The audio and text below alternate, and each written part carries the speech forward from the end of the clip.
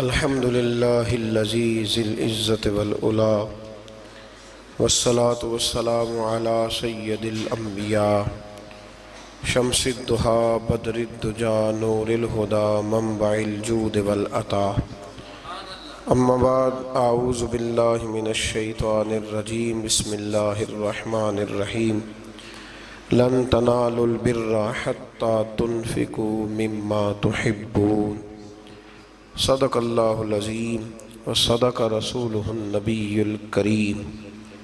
درود پاک پڑھیے۔ الصلاۃ والسلام علیک یا سیدی یا رسول اللہ وعلی آلک واصحابک یا سیدی یا حبیب اللہ۔ اللہم صلی علی سیدنا و مولانا محمد معدن الجود والکرم وآلہ وصحبہ وبارک وسلم۔ قرآن مجید فرقان حمید کے چوتھے پارے میں سے کچھ باتیں اللہ تبارک و تعالی قرآن مجید کی تفہیم کے اندر ہر غلطی سے محفوظ فرمائے اور اللہ تعالیٰ صحیح بات کو زبان پہ جاری فرمائے۔ چوتھے پارے کی پہلی آیے کریمہ میں اللہ تبارک و تعالیٰ نے فرمایا ہے کہ لن تنالوا البر حتی تنفقوا مما تحبون۔ فرمایا تم ہرگز بھلائی کو نہیں پہنچ سکتے جب تک تم اپنی پیاری چیز راہ خدا میں خرچ نہ کرو۔ اللہ تبارک و تعالیٰ چونکہ بندہ مومن کو ہر چیز سے زیادہ پیارا ہے، اور دوسرے پارے میں اللہ کریم نے فرمایا والذین آمنوا اشد حبا للہ، وہ لوگ جو ایمان لائے وہ اپنے رب سے شدید محبت کرتے ہیں۔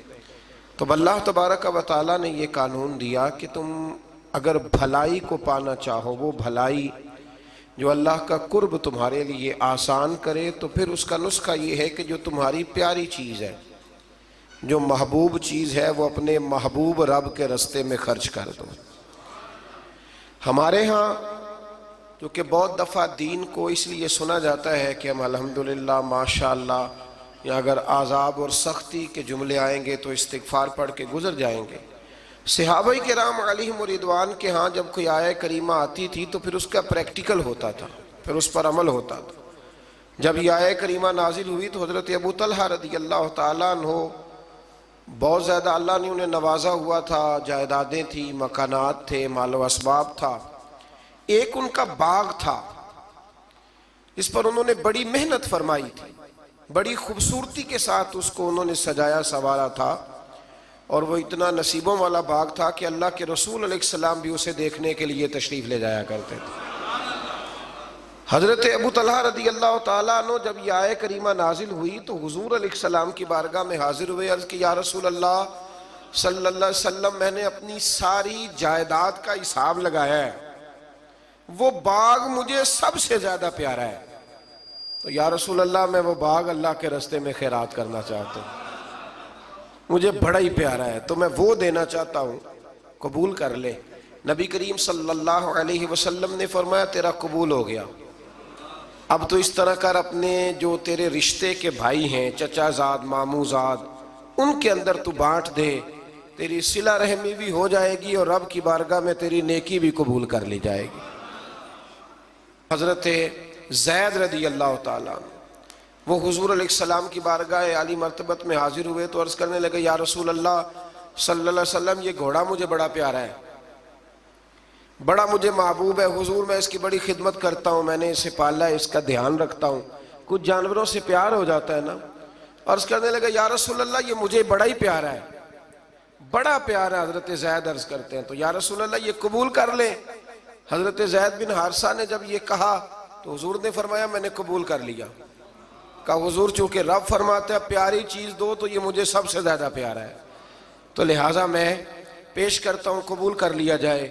رسول کریم نے ان سے قبول فرما کے نا تو انہی کے بیٹے حضرت اسامہ بن زید کو دے دیا۔ تو وہ عرض کرنے لگے یا رسول اللہ صلی اللہ علیہ وسلم، میں نے تو اللہ کے راستے میں دیا تھا، تو حضور نے فرمایا تیرا ہو گیا نا، تو نے اللہ کے راستے میں دیا تھا تو میں نے قبول کر کے اللہ کے بندے کو دے دیا ہے۔ حضرت عمر بن عبدالعزیز رحمۃ اللہ تعالیٰ علیہ نا شکر کی بوریاں منگایا کرتے تھے، شکر کی بوریاں، گڑ کی بوریاں، اور بوریوں کی بوریاں خیرات کرتے۔ تو لوگ کہنے لگے حضور کچھ لوگ زیادہ شکر نہیں کھاتے، ان کو پیسے دے دیا کریں. آپ فرمانے لگے بھائی وہ بات میں کیسے کروں, میرا رب کہتا ہے پیاری چیز خرچ کرو. مجھے شکر بڑی پیاری ہے, مجھے تو روٹی نہ ملے 3 ٹائم تو میں شکر پہ ہی گزارا کر سکتا ہوں, تو وہ چیز اللہ کے راستے میں دوں گا جو مجھے بڑی پیاری ہے, بڑی محبوب ہے, جس کی مجھے بڑی چاہت ہے. تو میرے عزیز سمجھ لیں کہ جب آپ تحفہ خریدتے ہیں نا کسی کے لیے, تو جتنا بندہ محبوب ہوتا ہے اتنی ہی آپ اچھی چیز. ہمارے ہاں جب مسجدوں کے گلے کھولے جاتے ہیں نا, تو جتنے پھٹے نوٹ ہوتے ہیں ساری اسی میں سے نکل آتے ہیں, اور کئی ایسے نوٹ ہوتے ہیں جو کئی نہیں چل سکتے لیکن مسجد میں چل جاتے ہیں. اب کوئی منع کر سکتا ہے؟ پیاری چیز خرچ کریں اللہ کے راستے میں, محبوب چیز خرچ کریں. یہ پہلا سبق دیا چوتھے پارے کی ابتدا میں اللہ کریم. دیکھیں نا رسول پاک کو حضرت امیر حمزہ بڑے ہی محبوب تھے, حضور کو حضرت عمر بڑے ہی محبوب تھے, جناب عثمان غنی بڑے ہی محبوب تھے, حضرت ابو بکر صدیق بڑے ہی محبوب تھے, مولا علی شیر خدا بڑے ہی محبوب تھے, حضور کو امام حسن اور امام حسین بڑے ہی محبوب تھے. یہ بڑے محبوب تھے اور میرے رسول نے سارے اللہ کے راستے میں دے دیے. ان لوگوں کو شہادت کا درجہ مل گیا. محبوب چیز خرچ کریں. اس سے آگے جو آیات ہے اس میں اللہ کریم نے فرمایا ہے, مفہوم یہ ہے آیت کا, تفسیری مفہوم, کہ رب جب کسی پر کوئی چیز حرام کرے گا تو تب کوئی چیز حرام ہوگی. اگر اپنی مرضی سے کوئی شخص کسی چیز کو استعمال نہیں کرتا تو اس کا معنی یہ نہیں کہ وہ چیز حرام ہو گئی. ہوا یہ تھا کہ حضرت یعقوب علیہ السلام اونٹ کا گوشت نہیں کھاتے تھے, اونٹنی کا دودھ نہیں پیتے تھے, اپنی طبیعت کے لحاظ سے استعمال نہیں کرتے تھے. تو بنی اسرائیل والوں نے یہ کہنا شروع کر دیا کہ دیکھیں پرانی امتوں میں یہ نہیں تھا, تو حضور علیہ السلام کی قوم یہ کیوں استعمال کرتی ہے. تو اللہ کریم نے سورہ آل عمران میں اور چوتھے پارے میں وضاحت کر دی کہ کوئی اگر اپنی مرضی سے کوئی چیز استعمال نہیں کرتا تو اس کا مطلب یہ تو نہیں کہ وہ چیز حرام ہو جاتی ہے. تو اس سے آگے بڑھ کے پھر اللہ تبارک و تعالیٰ نے مکہ مکرمہ کی فضیلت بیان کی اور فرمایا کہ ان اول بیت وضع للناس, بے شک پہلا گھر جو لوگوں کے لیے بنایا گیا, للذی ببکۃ مبارکا وہدی للعالمین, فرمایا پہلا گھر جو لوگوں کے لیے بنایا گیا وہ مکہ مکرمہ میں اور ہے بڑی برکت والا, اور وہ ہے اللہ کا گھر, اور لیکن ساری کائنات کو ہدایت وہ گھر عطا کرتا ہے. گویا جو اس کے راستے پہ چل پڑتا ہے وہ ہدایت کے راستے پہ چل پڑتا ہے. پھر اللہ تبارک و تعالیٰ نے آگے جا کر کے اہل کتاب کی کچھ ایسی چیزوں کا ذکر فرمایا جن چیزوں کو انہوں نے بلا وجہ اپنے اوپر طاری کر لیا تھا. یہاں اہل کتاب سے مراد یہودی بھی ہیں اور عیسائی بھی ہیں. پہلے سے دوسرے رکوع میں اللہ تبارک و تعالیٰ نے امت مسلمہ کو یہ حکم دیا ہے کہ کلمہ پڑھا ہے تو اب مرتے دم تک مسلمان ہی رہنا, اور اللہ سے ڈرنا تو اتنا ڈرنا کہ جتنا ڈرنے کا حق ہے, اور آخری دم تک تم نے مسلمان رہنا ہے. اور پھر اسی رکوع میں اللہ کریم نے حکم دیا کہ تم اللہ کی مضبوط رسی کو پکڑ لو, وَاعْتَصِمُوا بِحَبْلِ اللَّهِ, اللہ کی مضبوط رسی کو پکڑ لو اور جماعتوں میں تقسیم نہ ہو جانا, الگ الگ گروہ نہ بنانا. اس لیے میرے نبی پاک علیہ السلام نے فرمایا کہ امت کا جو سب سے بڑا گروہ ہونا اس کی پیروی کرو. اس کا نام کتب احادیث میں سواد اعظم آیا ہے کہ جو بڑی جماعت ہو نا مسلمانوں کی, اس کی اب پتہ کیا مصیبت ہے, جو آدمی تھوڑا سا سٹائل ذرا ہٹ کے ہوتا ہے نا اس کے پیچھے لوگ چلنے لگ جاتے ہیں. جو ذرا انوکھی بات کرتا ہے نا کہتے ہیں یہ تو سارے لوگ ہی کر رہے ہیں. جو تھوڑی ہٹ کے بات کرتا ہے نا کہتا ہے پچھلے سارے ہی غلط تھے, میں واحد بندہ ہوں جو ٹھیک آیا ہوں. لوگ اس کے پیچھے لگ جاتے ہیں. ایسا نہ کریں. مسلمانوں کی وہ جماعت جو عرصہ دراز سے آ رہی ہے, آپ دیکھ لیں داتا صاحب کو کتنے سال ہو گئے اور اسلام کو کتنے سال ہو گئے. داتا صاحب کے بھی پیر ہیں, ان کے بھی آگے پیر ہیں, اور ان کے مرشد حضرت جنید بغدادی ہیں. پھر بات کہاں تک آگے جاتی ہے تو آپ یہ غور فرمائیں کہ اس رسی کو تھامیں جس پر شروع سے لے کر مسلمانوں کا طریقہ چلا آ رہا ہے. قرآن مجید کی اسی پارے میں اللہ کریم نے ایک اور مضمون کو بڑے انوکھے رنگ میں بیان کیا ہے. فرمایا قیامت کے دن کچھ منہ کالے ہوں گے اور کچھ سفید ہوں گے, کچھ چہرے چمک رہے ہوں گے اور کچھ چہرے کالے سیاہ ہوں گے. یہ کالے وہ ہوں گے جو ایمان لانے کے باوجود کفر کرتے رہے. اسی آیت میں اللہ نے وضاحت کر دی اور فرمایا یہ جن کے منہ سفید ہوں گے نا، یہ قیامت کے دن جن کے چہرے روشن ہوں گے، یہ وہ لوگ ہیں جنہیں اللہ اپنی رحمت عطا فرمائے گا۔ یہاں بڑی باتیں مفسرین نے کی ہیں کہ یہ کچھ چہرے کالے ہوں گے، کچھ سیاہ ہوں گے، اس کا معنی کیا ہے؟ مفسرین کرام ایک پورے گروہ نے، ایک پوری جماعت نے ذکر فرمایا ہے کہ دنیا میں نا کچھ چیزیں دلوں میں چھپی ہوئی ہیں جو ظاہر نہیں ہو رہی، قیامت میں ظاہر ہو جائیں گی۔ دلوں میں چھپی ہوئی ہیں، قیامت کے دن وہ چیزیں ظاہر ہو جائیں گی۔ اگر دلوں میں ایمان چھپا ہے تو قیامت کے دن چہرے چمکنے شروع ہو جائیں گے، اور اگر دلوں میں نفاق چھپایا نا لوگوں نے، سامنے کچھ کہتے ہیں اور پیٹھ کے پیچھے کچھ اور کہتے ہیں، تو وہ بھی قیامت کے دن نمایاں ہو جائے گا۔ چہروں میں بڑا کچھ ہوتا ہے، چہروں کے اندر بڑا کچھ ہوتا ہے۔ حضرت سلطان باؤ رحمۃ اللہ تعالیٰ علیہ ارشاد فرمایا کرتے تھے کہ دل کالے نالو منہ کالا چنگا جے کوئی رمز پچھانے۔ دل کالے نالو منہ کالا چنگا جے کوئی رمز پچھانے۔ اگر اس پر غور کرے نا تو منہ چمکانے سے بہتر ہے کہ دل چمکایا جائے، دل روشن کیا جائے۔ اور میرے رسول کریم علیہ السلام نے ولی کی علامت بیان کی ہے، فرمایا ولی اسے کہتے ہیں جس کو دیکھتے ہی رب یاد آ جاتا ہے۔ ایک ہوتا ہے آرٹیفیشل حسن، وہ بھی یاد آتا ہے نا، آج کل آپ کو پتہ ہے لوگوں نے کیا ہوتا ہے، اس میں نورانیت نہیں ہوتی۔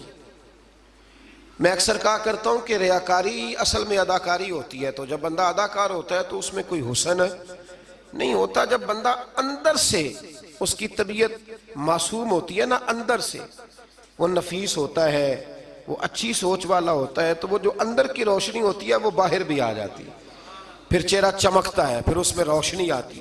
نبی کریم علیہ السلام کا ایک فرمان ہے، حضور فرماتے ہیں رات کو جو آدمی تہجد پڑھے گا نا کمروں میں چھپ کے، اسے سویرے بتانا نہیں پڑے گا کہ میں نے پڑھی ہے، فرمایا اس کا چہرہ ہی بتائے گا کہ رات اس نے اپنے رب کی عبادت کی ہے۔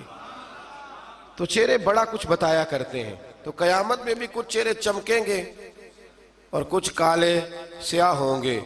انشاءاللہ اللہ فضل فرمائے گا تو اہل حق کے چہرے چمکیں گے، اللہ فضل ہی فرمائے گا، کرم فرمائے گا۔ پھر دیکھیے دوسرے سے تیسرے رکوع میں اللہ کریم نے نا اس امت کی فضیلت بیان کی، فرمایا کنتم خیر امت اخرجت للناس، فرمایا تم بہترین امت ہو، تمہیں اللہ تبارک و تعالیٰ نے لوگوں کی بھلائی کے لیے پیدا فرمایا ہے۔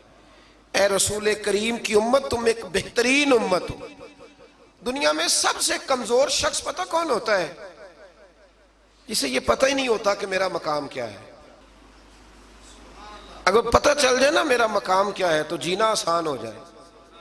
یعنی ایک آدمی استاد ہے، ٹیچر ہے، اور جب وہ چھوٹی حرکت کرتا ہے نا تو پتہ لگتا ہے کہ اسے پتہ ہی نہیں کہ میرا اصل میں مقام کیا ہے۔ تو استاد ہے، تیرا سٹیٹس ہے، تیرا معیار ہے، اتنی چھوٹی بات تو کر گیا۔ بہت بڑا آدمی، وزعدار آدمی، وہ جب چھوٹی بات کرتا ہے تو محسوس ہوتا ہے کہ نہیں باتوں میں ہی بڑا ہے، باقی اس کے پاس کوئی چیز موجود نہیں ہے۔ امت مسلمہ بڑی امت ہے، جب یہ چھوٹی بات کرتی ہے نا، چھوٹی بات۔ میں ملک سے باہر تھا تو وہ سنگیوں کو، ہمارے مسلمانوں کو کچھ مسئلہ بن گیا، ان کی ڈیوٹی ہے سارا دن غیروں کی تعریفیں کرنا، سارا دن تعریفیں کرتے ہیں۔ ان کی سڑکیں دیکھی ہیں، ان کے مکان دیکھیں، ان کی فلانی چیز دیکھی ہے۔ تو میں نے ان سے کہا کہ میں نے تو سنا ہے کہ بچہ بالغ ہو جاتا ہے تو ابا خود کہتا ہے جا اپنا بندوبست کر، کہتا ہے کہ نہیں کہتا؟ تو میں نے کہا یہ تو نکال دیتے ہیں بچوں کو، بچے اپنا بندوبست کر لیتے ہیں اور ابا جی کا بندوبست کوئی بھی نہیں کرتا۔ 2-3 مہینے یورپ میں بوڑھا اندر مر جاتا ہے تو پھر باہر خبر آتی ہے کہ مر گیا، جب بدبو گلی میں آنے لگتی ہے۔ یہ معیار ہے۔ سڑکیں پکی ہیں، اس میں کوئی شک نہیں، مکانات اچھے ہیں، قانون کی پابندی ہے، لیکن میرا مسلمان جب وہاں جاتا ہے اشارہ نہیں توڑتا، تو اگر یہاں بھی نہ توڑے تو قانون یہاں بھی صحیح ہو سکتا ہے۔ لیکن جو بندہ وہاں سے پیسے کما کے آتا ہے نا، وہ کہتا اب اشارہ نہ توڑو تو پتہ کیسے چلے گا کہ میں وہاں سے آیا ہوں۔ تو بھائی آپ بہترین لوگ ہیں، آپ چھوٹی بات کیوں کرتے ہیں؟ آپ بہترین لوگ، آپ تھوڑا اونچا بیٹھ کے بات کریں، آپ کا ایک سٹیٹس ہے، مومن کا ایک مقام ہے۔ میرے نبی کریم صلی اللہ علیہ، رسول کریم علیہ السلام بیت اللہ شریف میں کھڑے تھے، کعبہ معظمہ کے سامنے۔ حضور نے بیت اللہ شریف کی طرف دیکھ کے فرمایا، کہ ترمذی کی حدیث ہے، حضور فرمانے لگے کعبے تیری بڑی عزت ہے، پر جو بندہ میرا کلمہ پڑھ لیتا ہے نا، بندہ مومن، اس کی عزت اللہ کی نظر میں کعبے سے بھی زیادہ ہے، وہ زیادہ قابل اعزاز ہے۔ اب اس کو سمجھنا چاہیے نا کہ جس نے حضور کا کلمہ پڑھا اس کا ایک اعزاز ہے، یہ چھوٹی بات نہیں کر سکتا۔ اور اعزاز کس وجہ سے ہے وہ بھی اللہ کریم نے ارشاد فرمایا، اخرجت للناس، اعزاز اس لیے نہیں کہ تیرا رنگ گورا ہے، اعزاز اس لیے نہیں کہ تیرا قد اونچا ہے، اعزاز اس لیے نہیں کہ تیرے پاس ڈگریاں زیادہ، تأمرون بالمعروف، امت مسلمہ کی شان اس لیے زیادہ ہے کہ یہ لوگوں کو بھلائی کا حکم دیتے ہیں، وَتَنْهَوْنَ عَنِ الْمُنْكَرِ، اور لوگوں کو برائی سے منع کرتے ہیں۔ اور یہ جو کام لوگ کرتے ہیں نا، خیر کا حکم دینا، برائی سے منع کرنا، یہ لوگ دنیا کے امام ہوتے ہیں۔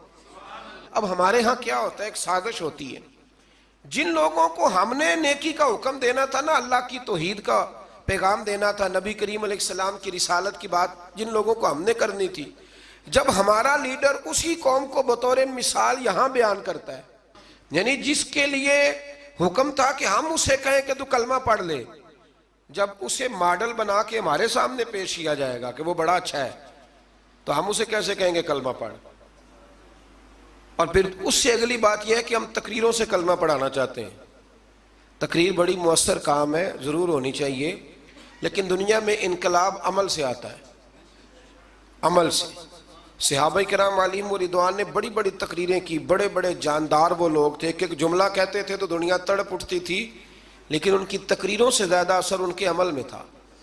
حضرت بایزید بسطامی رحمۃ اللہ علیہ کا زمانہ تھا، تو ایک یہودی اور مسلمان کی دوستی تھی، تو اس یہودی نے مسلمان سے کہا کہ یار ہماری بڑی دوستی ہے تو دوستی پکی رہنی چاہیے، تو مسلمان کہنے لگا بالکل پکی رہے گی، میرے دل میں بھی بڑے دنوں سے خواہش تھی کہ دوستی پکی ہو جائے۔ تو کہا کیسے پکی ہو سکتی ہے؟ تو مسلمان کہنے لگا تو کلمہ پڑھ لے دوستی۔ تو وہ یہودی کہنے لگا یار ناراض نہ ہونا، میں نے دو اسلام دیکھے، کون سے والے اسلام کا کلمہ پڑھو؟ اس نے کہا دو اسلام۔ کہنے لگا ایک اسلام تیرا ہے، ایک حضرت بایزید بسطامی کا ہے، میں اور تو کٹھے رہتے ہیں، نماز کا وقت ہوتا ہے تو بھی بیٹھا رہتا ہے، میں بھی بیٹھا رہتا ہوں نماز، اور ادھر اگر شراب کی مجلس چلتی ہے تو میں جاتا ہوں تو معاذ اللہ تو بھی چلا جاتا ہے، اگر کوئی فحاشی اور یعنی کا کام ہے میں جاتا ہوں تو بھی چلا جاتا ہے، تو اگر ایک لفظ ہی مجھ سے کہلانا ہے، ایک جملہ ہی کلمے کا، تو میں کہہ دیتا ہوں، لیکن اگر تو مجھے اس اسلام کی دعوت دیتا ہے نا جو حضرت بایزید بسطامی کا ہے، حضرت بایزید بسطامی کا بھی ایک اسلام ہے، وہ شخص اٹھتا ہے تو پتہ چلتا ہے کہ مصطفیٰ کا غلام ہے، وہ بیٹھتا ہے تو پتہ چلتا ہے یہ کسی کا بنا ہوا ہے، یہ رکتا ہے آتا ہے جاتا ہے تو اس کے وجود سے شعائیں چھلکتی ہیں، محسوس ہوتا ہے کہ اس پر رنگ اپنا نہیں، اس پر محمد عربی کا چڑھایا ہوا رنگ ہے، تو نظر آتا ہے۔ تو اگر وہ والا اسلام ہے تو میں قبول کرنے کو تیار ہوں، مجھے پڑھاؤ کلمہ۔ کہ دیکھیں نا، ایک شخص سے میں نے کہا کہ تو سر پہ پگڑی باندھ لے، اور میں نے باندھی نہیں ہوئی، تو فوراً اس کے دل میں خیال آئے گا کہ اگر اتنی اچھی ہوتی تو آپ بھی تو باندھتے نا۔ یعنی وہ آدمی جو بزنس میں جھوٹ بول رہا ہے اور درجنوں جھوٹ بولتا ہے، وہ جب کسی کو سچ بولنے کا مشورہ دیتا ہے تو سامنے والا اس پہ ہنستا ہے، وہ کہتا ہے یار تو نہ ایسے کر، تجھے تو میں اچھی طرح جانتا ہوں تو کیا کہتا ہے۔ تو اللہ تبارک و تعالیٰ نے اس آیہ کریمہ میں ہمیں سمجھایا ہے، ارشاد فرمایا جا رہا ہے کہ تم بہترین امت اس لیے ہو کہ لوگوں کو بھلائی کا حکم دیتے ہو اور برائی سے روکتے ہو، منع کرتے ہو۔ اللہ تعالیٰ ہمیں سمجھنے کی توفیق عطا فرمائے۔ اگلے رکوع میں اللہ تبارک و تعالیٰ نے ارشاد فرمایا کہ بے شک جن لوگوں نے کفر کیا ہے نا، قیامت کے دن اپنا سارا مال دے کے، اپنی ساری جائیداد دے کے بھی اگر وہ جان چھڑانا چاہیں گے تو ان کی جان چھوٹے گی، وہ دوزخی ہیں تو دوزخ میں ہمیشہ ہی رہیں گے، دنیا کا مال قیامت کے دن کام نہیں آئے گا۔ تو بالکل اس سے متصل اللہ کریم نے پھر حکم دیا کہ کوئی چیز کام آنی ہے تو ابھی سے خرچ کر لو اللہ کے راستے میں۔ مطلب ہمیں امید ہوتی ہے کہ میرا بچہ پڑھ کے بخشوائے گا، میرے نام پہ خیرات کرے گا، تو میاں جتنی تو نے کی ہے اپنے لیے اتنی اس نے کرنی ہے نا، تو نے پتہ ہی ہے نا تو نے کیا دیا ہے، تو آپ میرا اور آپ کا بیٹا ہی ہے نا۔ تو اللہ تبارک و تعالیٰ نے یہاں حکم ارشاد فرمایا کہ خود اپنے لیے کر لو جو کچھ کرنا ہے۔ اور پھر ایک اور عادت یہاں اللہ کریم نے انسان کی بیان فرمائی اسی پارے میں، ارشاد فرمایا کہ اسے تھوڑی سی خوشی ملتی ہے تو راضی ہوتا ہے، اور ذرا سی تکلیف پہنچتی ہے تو شکوے کرنے لگ جاتا ہے. میں اکثر کہا کرتا ہوں کہ جو نعمتیں بن مانگے مل گئی ان کا شکریہ کوئی نہیں، اور جو نہیں نہ ملی ہوئی اس کا رونا ہے. یعنی ایک شخص کے پاس سارا کچھ ہے، بیٹیاں بھی ہیں، جائیداد بھی ہے، مکان بھی ہے، اور تندرستی بھی ہے، علم بھی ہے، بیٹا کوئی نہیں، تو اس سے جب بھی آپ ملیں گے نا تو وہ کہے گا دعا کرو اللہ مجھے بیٹا دے دے. تو خدا کے بندے باقی نعمتوں کا بھی تو ذکر کرنا جو اللہ نے دی ہوئی ہے. میں کہا کرتا ہوں کہ 360 ہڈیاں وجود میں ہیں، تو جس کا گھٹنا درد کرتا ہے نا آپ اس سے پوچھیں نا کیا حال ہے، تو 359 کا ذکر نہیں کرتا، وہ جو 60ویں درد کرتی ہے اسی کا نام لیتا ہے، کہتا ہے یہ گھٹنا ٹھیک ہو جائے تو باقی ساری خیر ہے. تو اللہ فرماتے ہیں ذرا تکلیف دیں تو یہ شکوے کرنے لگتا ہے. زندگی اپنے رب کے حوالے کر دیں، سکھی ہو جائیں گے. آپ یقین کریں، ویسے بھی جان اسی کی ہے، اسی کی ہے. ہم تو اپنی مرضی سے مر بھی نہیں نہ سکتے، اپنی مرضی سے مرے تو خودکشی حرام ہے، اس کی مرضی سے مرے تو وہ شہادت کا درجہ عطا کر دیتا ہے. وہ کہتے تم مار ہی نہیں سکتے چونکہ مرے جو میری مرضی سے ہو، لہٰذا اس کے سپرد کر دیں. آگے اللہ تبارک و تعالیٰ نے نا جنگ احد میں مسلمانوں کے ساتھ جو معاملہ پیش آیا نا، بظاہر مسلمان تھوڑا سا پیچھے ہٹے، کفر کو وقتی طور پر غلبہ ملا. یہ ذرا تھوڑے تھوڑے مسلمانوں کے حالات خراب ہوتے ہیں تو لوگ پریشان ہو، شاید یہ ہمیشہ کے لیے. ایسا نہیں ہے، بلکہ جہاں بھی آپ پیچھے جاتے ہیں نا، جو آدمی پیچھے جایا کرتا ہے نا وہ تیز دوڑنے کے لیے جایا کرتا ہے. جب وہ پیچھے جاتا ہے تو اس کا مطلب ہے اب تیز دوڑ کے آئے گا، یہ یاد رکھیں. اور جب آپ سمجھیں نا کہ گھٹن زیادہ ہو گئی ہے تو پھر سمجھ لیں اب آندھی بھی تیز ہی آئے گی. یہ اصول ہے. اگر کبھی آزمائش زیادہ آتی ہے تو پھر اللہ آسانی بھی زیادہ عطا فرماتا ہے. تو مسلمانوں کو ذرا کمزوری ہوئی تو پریشان ہو گئے، تو رب کریم نے فرمایا پریشان نہ ہو، وہ وقت نہیں تمہیں یاد والا قد نصرکم اللہ ببدر وانتم اذلہ، جب ہم نے تمہاری بدر میں مدد کی تھی حالانکہ تم کمزور تھے. اب تو تم ہزاروں میں ہو تو 313 تھے، رب نے تمہاری مدد فرمائی تھی. فرمایا احد میں اگر مشکل آ گئی ہے تو پریشان نہ ہو، اللہ اگلے میدانوں میں بھی تمہاری ضرور مدد فرمائے گا. پھر اسی پارے میں اللہ کریم نے نا دوڑنے کا حکم دیا ہے. فرمایا دوڑو. کس طرف؟ فرمایا وَسَارِعُوا إِلَىٰ مَغْفِرَةٍ مِّن رَبِّكُمْ، دوڑو دوڑو دوڑو اپنے رب کی بخشش کی طرف دوڑو. اور کدھر دوڑو؟ فرمایا وَجَنَّةٍ أَرْضُهَا السَّمَاوَاتُ وَالْأَرْضُ، اس جنت کی طرف دوڑو جس کی صرف چوڑائی زمین اور آسمان کے برابر ہے. اللہ کریم نے چوڑائی بتا دی. فرمایا جنت کی چوڑائی اتنی ہے جتنے زمین و آسمان ہے. تمہیں چوڑائی بتا دیا، باقی لمبائی کا حساب کرتے رہنا. اور میرے رسول کریم علیہ السلام نے تو جنت کا مضمون سمیٹا تو حضور نے جملوں میں حادی کر دی. بڑی نعمتیں بیان کر کے نا، بڑی نعمتیں بیان کر کے حضور فرمانے لگے اللہ نے تمہارے لیے بڑا کچھ بنایا ہے، اور اتنا کچھ بنایا ہے نہ کسی آنکھ نے دیکھا، نہ کسی کان نے سنا، اور نہ تمہارے دل پہ کبھی خیال ہی گزرا ہوگا، جو نعمتیں رب نے تمہارے لیے جنت میں تیار کی ہوئی. تو اس میں اللہ تبارک و تعالیٰ نے اس بات کی طرف بھی ذکر فرمایا. پھر اسی پارے کے اندر اللہ کریم نے غصہ پینے والوں کو اور معاف کرنے والوں کو کہا کہ یہ وہ والی نیکی ہے جو اللہ کو بڑی پسند ہے.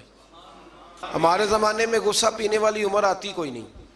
چھوٹی عمر میں کہتے ہیں بچہ اس لیے ضدی ہے، جوان ہو جائے تو کہتے ہیں خون گرم ہے، بوڑھا ہو جائے تو کہتے ہیں انہوں پتہ ہی نہیں لگتا. تو بھئی یہ بتائیں پھر درگزر کی عمر کون سی ہے؟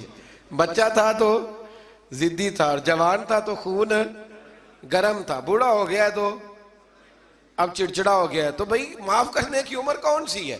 میرے رسول کریم علیہ السلام نے زندگی میں دکھ زیادہ دیکھے. حضور فرماتے ہیں جتنا مجھے ستایا گیا کسی کو نہیں ستایا گیا. حضرت جابر ابن عبداللہ فرماتے ہیں میں نے اپنے محبوب کو جب بھی دیکھا مسکراتے ہی دیکھا اور معاف کرتے ہی دیکھا. تو مہربانی فرمائیں والکاظمین الغیظ والعافین عن الناس، غصہ پینے والے، لوگوں کو معاف کرنے والے. واللہ یحب المحسنین، فرمایا یہ وہ نیکوکار ہے جن سے اللہ محبت فرماتا ہے. غصہ پینے والوں اور معاف کرنے والوں سے اللہ محبت فرماتا ہے. پھر آگے انہی آیات کے اندر اللہ تبارک و تعالیٰ نے مسلمانوں کو یہ حکم دیا ہے کہ جب تم سے کوئی غلطی ہو جائے، جب تم بھول جاؤ، تو پھر تم اپنے رب کی بارگاہ میں معافی مانگو، اور جب تم معافی مانگو گے اللہ تبارک و تعالیٰ اپنے فضل سے تمہیں معاف فرما دے گا۔ پھر اللہ تبارک و تعالیٰ نے بڑی شرح و بسط کے ساتھ اس بات کا ذکر فرمایا، تفصیل کے ساتھ۔ احد کے اندر جب لوگ پریشان ہوئے تھے تو وہ شدید آزمائش کا شکار تھے، تو مالک کریم نے انہیں تسلی دی، فرمایا یہ تمہاری آزمائش وقتی ہے، آنے والے وقت میں اللہ تمہیں کامیابیاں ہی عطا فرمائے گا۔ احد کے بعد پھر جتنا بھی جہاد ہوا سب میں میرے رب نے کامیابیاں ہی عطا فرمائی۔ پھر اسی پارے میں اللہ تبارک و تعالیٰ نے آیت نمبر 159 کے اندر رب کریم نے نبی کریم علیہ السلام کی سیرت کا ایک خاص پہلو بیان فرمایا ہے، حضور کی سیرت کا، زندگی کا ایک خاص عنصر بیان کیا، اور اللہ کریم نے فرمایا محبوب اللہ کی کیسی رحمت ہوئی کہ آپ اپنے غلاموں کے لیے نرم دل ہو گئے۔ یہ اللہ تعالیٰ کی کیسی رحمت من اللہ لنت لہم، آپ ان کے لیے نرم دل ہو گئے۔ وَلَوْ كُنْتَ فَظًّا غَلِيظَ الْقَلْبِ، اگر آپ سخت دل ہوتے یا سخت مزاج ہوتے، لَانْفَضُّوا مِنْ حَوْلِكَ، تو یہ آپ کے پاس سے بکھر جاتے، یہ بیچارے آپ کے پاس پھر بیٹھ سکتے۔ یہ سخت مزاج جو آدمی ہوتا ہے اس کے پاس لوگوں کا جم غفیر نہیں ہوتا، اس کے پاس سے لوگ ٹوٹنے لگ جاتے۔ اچھا وہ اور چکر میں پڑ جاتا، کہتا دیکھا میرا روب، کوئی میرے پاس نہیں بیٹھتا، کسی کی جرت ہے میرے پاس بیٹھے؟ میں نے کہا روب نہیں جناب، آپ مان کیوں نہیں لیتے کہ آپ اخلاقی طور پہ بڑے کمزور ہیں؟ آپ کے اپنے بچے بھی، میں ابا جی کو جانتا ہوں، کئیوں کو جو گھر جاتے ہیں تو بچے چھپتے ہیں اور تسبیح پڑھتے ہیں کہ ابا جی واپس کب جائیں گے گھر سے۔ تو یہ کوئی معیار ہے؟ رسول کریم صلی اللہ تعالیٰ علیہ وسلم کی طبیعت کے اندر وہ خاصیت تھی کہ ہر چھوٹا بڑا میرے محبوب کی بارگاہ میں جا کے اپنا دکھڑا سنا لیا کرتا۔ حضور معاف کرتے تھے، نبی پاک محبت فرماتے تھے، تو اپنی زندگی کے اندر وہ سارے معاملات پیدا کریں۔ ہم خوابوں کی دنیا میں زندہ رہتے ہیں کہ چلو ٹھیک ہے جی میرا بڑا روب چل رہا ہے، کوئی آدمی میرے قریب نہیں بیٹھتا، تو یہ کوئی کمال نہیں۔ نبی پاک علیہ السلام کی سیرت کا کمال یہ ہے کہ حضور تک رسائی آسان تھی، ہر آدمی اپنی بات بڑی آسانی کے ساتھ حبیب کریم کی بارگاہ میں عرض کر لیتا تھا۔ ایک آیت ہے جی جو آپ نے بڑی ضروری یاد رکھنی ہے، یہ آیت نمبر 179 ہے، اس پر آپ نے ضرور توجہ کرنی ہے، ضرور غور کرنا ہے۔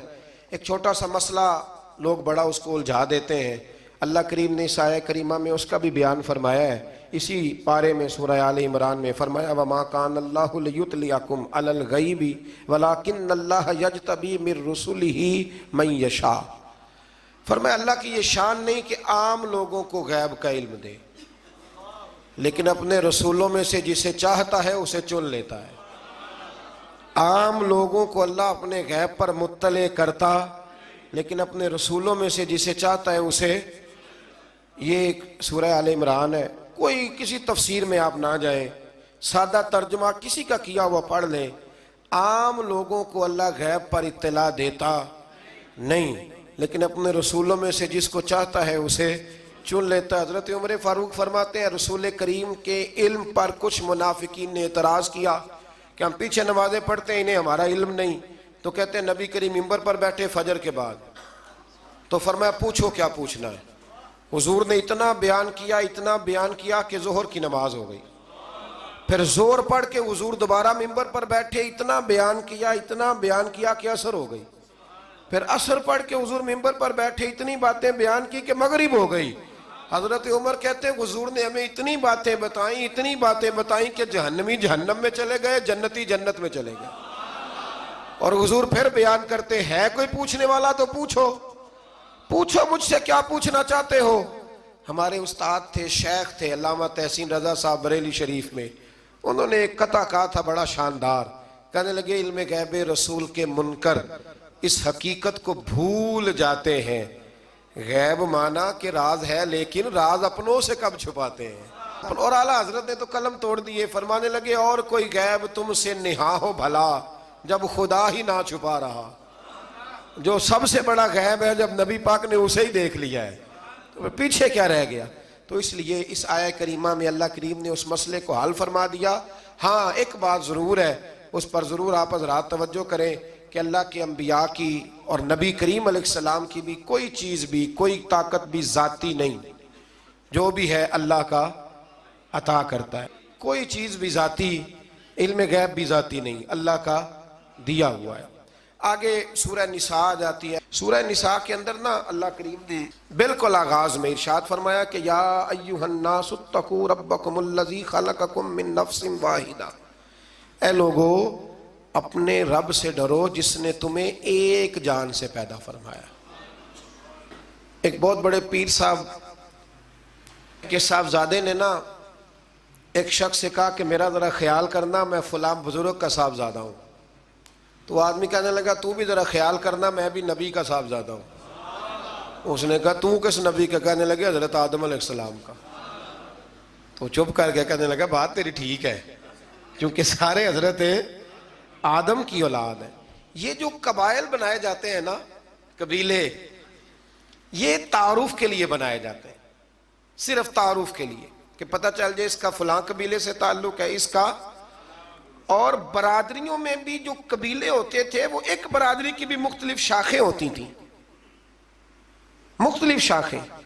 قریش، بنو امیہ یہ قبیلہ ایک تھا، پھر اس کی آگے شاخیں ہو گئی، اور بہت سارے لوگ تھے جو تقسیم در تقسیم ہوئے، شاخیں بنتی جاتی ہیں۔ تو یہ سارا کچھ کیا ہے؟ تعارف کے لیے ہے، ورنہ اولاد سارے کس کی ہیں؟ حضرت۔ اور نبی پاک علیہ السلام نے جب خطبہ دیا نا حجت الوداع کا، تو حضور نے اعلان فرما دیا، فرمایا نہ کوئی بڑا ہے، نہ کوئی چھوٹا ہے، نہ کوئی گورا ہے، نہ کوئی کالا ہے، نہ کوئی عربی ہے، نہ کوئی اجمی ہے۔ ہاں، ان اکرمکم عند اللہ اتقاکم، اللہ کی نظر میں اس کی عزت زیادہ ہے جو زیادہ پرہیزگار ہے۔ ابھی تک یہ مصیبت بنی ہوئی ہے ہمارے معاشرے میں، ابھی تک برادری ازم کی، اور کوئی عجیب سا ہی معاملہ ہے، سمجھ میں نہیں آتا کہ یہ کہاں جا کے حل ہوگا۔ ایک ہی برادری سے دو لوگ ہیں، ان سے کہا گیا کہ جناب وہ آپ نے کہا تھا کہ راجپوت فیملی میں رشتہ مل جائے تو اچھا ہے، تو مل گیا، کر لے۔ کہنے لگے نہیں کرنا، یہ مہاجر ہے، ہم مقامی ہیں۔ تو ٹھیک ہو گیا بھئی، اب کتنی تقسیم اور کرنی، یعنی اس سے بھی آگے، اور پھر اس سے آگے تقسیمیں۔ اور یہ اتنی خوفناک تقسیم ہے کئی دفعہ پریشان ہو جاتے ہیں کہ قوم کتنی کو بٹے گی، کتنی کو بٹے گی۔ آپ یہ جو تقسیم ہے نا، اس تقسیم سے نکلیں۔ اب آپ یہ مزاج بنائیں کہ بھئی یہ نہیں کہ ان کو کھانا بنانا نہیں آتا، معاملہ یہ ہے کہ ان کا ٹیسٹ اپنا ہے، ہمارا ٹیسٹ، تھوڑی وحدانیت کی طرف جائیں، امت واحدہ بننے کی کوشش کریں۔ ایک تقسیم ایسی ہے بد عقیدگی کی کہ جس سے نکلا نہیں جا سکتا، جو بد عقیدہ ہو گیا اس کے ساتھ کیا صلح ہو سکتی ہے، لیکن باقی کوشش کریں، جو اپنے ہیں نا اپنے، ان کی غلطیوں سے درگزر کریں، انہیں قریب کریں، چھوٹی موٹی کمزوریاں دور کریں، محبت کے ساتھ ذکر کریں، خیر کی بولی بولیں، اپنوں کی باتیں اپنوں میں رکھیں، اور کوشش کریں دل تھوڑا بڑا رہے، محبت تھوڑی بڑی رہے، پیار تھوڑا بڑا رہے، وفا تھوڑی بڑی رہے۔ اس سے آپ کا دل بھی بڑا ہوگا اور لوگوں کے اندر محبت بھی زیادہ پیدا ہوگی۔ اللہ ہمیں سمجھنے کی توفیق عطا فرمائے۔